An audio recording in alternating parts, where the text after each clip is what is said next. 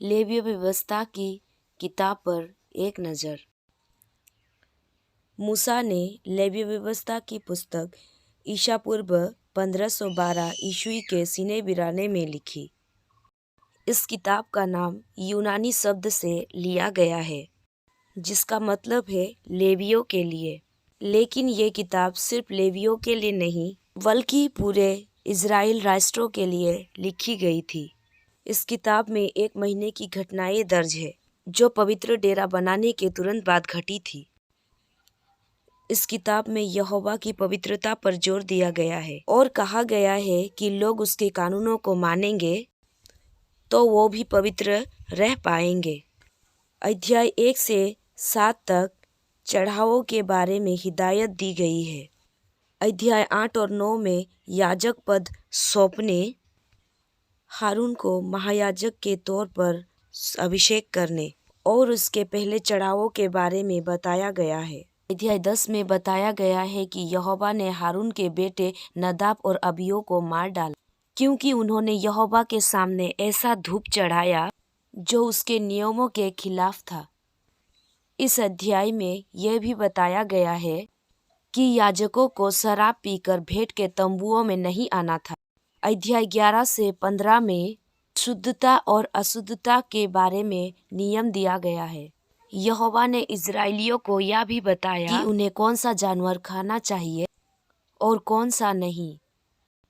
अध्याय 16 में प्रायश्चित के दिन से जुड़ी हिदायतें दी गई है।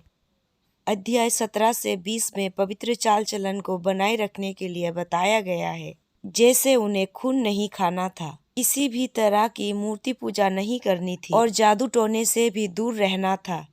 इसके अलावा ये भी बताया गया है कि उन्हें अंधों, बहरों और बूढ़े बुजुर्गों का लिहाज करना है।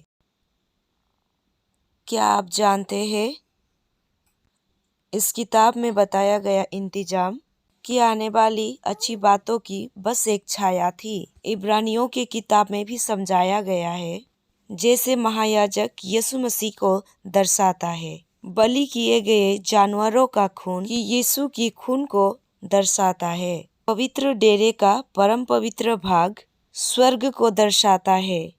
यीशु हमारे खातिर परमेश्वर के सामने हाजिर हुआ। अध्याय 21 और 22 में याजकों के पद से जुड़ा नियमों के बारे में बताया गया है। सेवा करने वाले याजकों के शरीर में कोई भी दोष नहीं होना था। अध्याय 23 और 24 में त्योहार और पवित्र दिनों के बारे में हिदायतें दी गई है। यहोवा ने पवित्र दीपट और दियों के और छल्ले जैसे रोटी के बारे में भी निर्देश दिए गए हैं। अध्याय 24 में बताया गया है कि परमेश्वर के नाम कितने पवित्र है। एक आदमी ने यहोवा की नाम की निंदा की तो उन्हें पत्थरों से मार डाला।